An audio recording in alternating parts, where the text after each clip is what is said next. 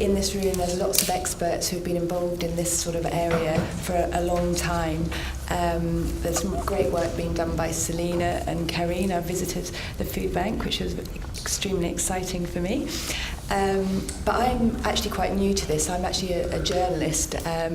And it was only probably 3 years ago when I moved to Malaysia 4 years ago. And for me, it kind of opened my eyes to food, because it's a country where, you know, it's a bit like Denmark is. It's so led by food. It's so gastronomic, you know, absolutely go and visit it just for the food. It's a really beautiful place. But what I knew from living in the UK, I have friends who work at FareShare and the Oxford Food Bank, and I knew the extent of food waste and how it was being dealt with in the UK. But when I was in Malaysia, and I wasn't working at that time, I saw that there was absolutely nothing being done in a major way. There was lots of little groups who were giving food to the homeless, who were collecting food and distributing, but there was no one who was actually working with any supermarkets. So probably 2.5 years ago, I approached Tesco's and the major supermarket chain there called Giant. And at the time, they were saying to me, I'm not sure Malaysia is ready for this. In fact, the whole of Southeast Asia, which I find completely amazing because of the extent of food production there, because labour and land is so cheap, is kind of quite untouched in this field. So Malaysia is actually now, I think, a trailblazer in this area, because the supermarket said, okay, give it a go and let's see how we get on. So the Lost Food Project started, and as I say, there are other groups kind of doing lots of good work. Dr. Ainu across from me, she's running My Save Food, which is a kind of UN FAO project initiative that you may be aware of, and she's doing great work because, as we all know, it's all about collaboration and all of us working together. But in terms of the Lost Food Project, I'll share what we're doing there, and we've made huge developments, I think, in the last 2 years. We basically, all of us are volunteers, apart from our drivers. Everyone is 100% passionate, because I think it's very different in this area of the world than it is to Europe. It's just a very different sort of horizon. There's no benefit system, so there's a lot of people who are very, very, very hungry, and there aren't institutions in place. There isn't the funding that there is here, I think, in Europe. But we, again, it's collaboration. We used all the contracts and the industry SOPs that FareShare kindly shared with us. So we have full indemnity. We follow industry standards in terms of, the chain supply, the way we store food, the way that we give food out. We have contracts with all our donors. We have contracts with all our charities. We have charity liaisons in our team. So every charity we give to, which we give to, I think, about 43 different charities. So each charity has a liaison, so we know that the food is not being wasted, it's not being given to anyone that it shouldn't be given to, it's not ever resold.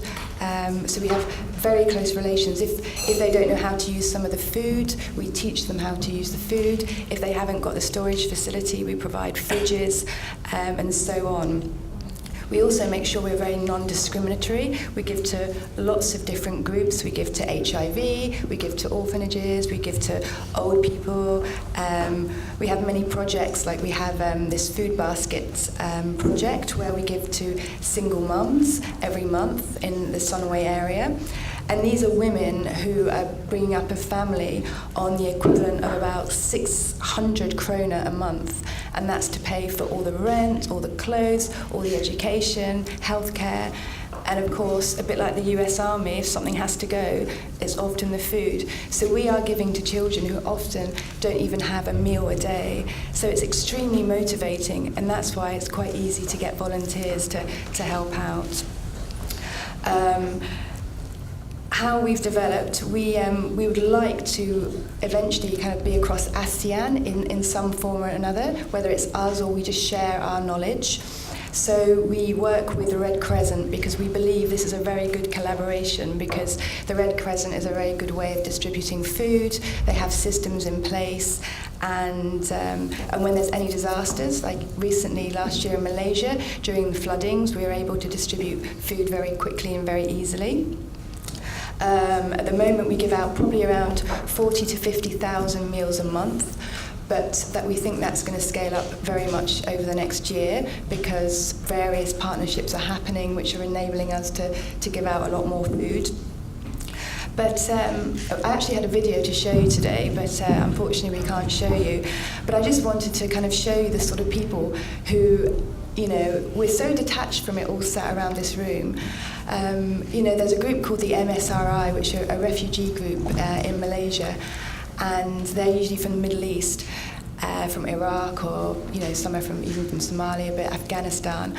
And we've been giving food to some children who've never ever seen a strawberry or an orange. You know, they've been living on a diet of, you know, the absolute bare minimum, often sweets or the cheapest food you can get. And the delight, it's just, you know, I wish I could share it with you, but obviously I can't. We also have children that we give to who have no beds, who have no blankets. They have absolutely nothing. And that's why, obviously, there's an environmental side which we care passionately about. But if I took if any of you come to Malaysia, I would love to show you how our system and the people we're giving to, because it's even more motivating, you know, on the SDGs if you actually see the faces and people that, you know, are not eating meals that my children are having without even thinking about. So, yeah. Also, as I say, in the environmental side, Southeast Asia is, you know, there's a lot of smog and pollution, as obviously with China, but obviously we're next door to Sumatra, where there's a huge amount of deforestation. There's often smog where schools are closed down, offices can be closed down, and yet we're throwing away all this food that's making us chop down more forests. It's just, the irony is just staggering when you can't walk out of your house to go and buy more food. Again, we've talked about kind of the types of food and nutrition, and two of the things I like most about what we do is the fact that the most vulnerable are actually helping society. So even though normally they're the charitable recipients, without them, we're damaging the planet, so they're actually helping us. So it's not just like, oh, you know, they're receiving something, they're helping part of the circle, they're part of the solution. I know there's lots of different parts of the jigsaw puzzle, this is only one part. But the other part is probably about 70 to 80% of all the food we get is fresh fruit and vegetables and meat and high protein, which degrades quickest. Obviously we have lots of grocery items, but the main dietary items we have are what these people need most, because they cannot afford on their 600 kroner a month salary they receive. One of our partners, we have, as I say, many partners, all contracts, the UNHCR, they want us to be giving food as a tool to make people be educated. So there's lots of children who don't even go to school, but if we can provide lunch or even food for them to take home, it encourages children to actually go to school. Again, very motivating for our volunteers. We have lots of other different programs. We're hoping to start a breakfast program in schools. We work with different agencies, including the Jeffrey Sachs Sustainability Centre. We have an MOU with them, and we also work with government, with GBKL and other different industry groups. As I said before, My Save Foods. We're hoping to develop a bakery app. And the bakery app would be connecting lots of different bakeries with all the local charities. We think that, you know, that obviously the breakfast meal is the most important meal of the day, and we have fruit coming out of our ears. I cannot even tell you how much. We can't even collect all the food that's offered to us. It's staggering.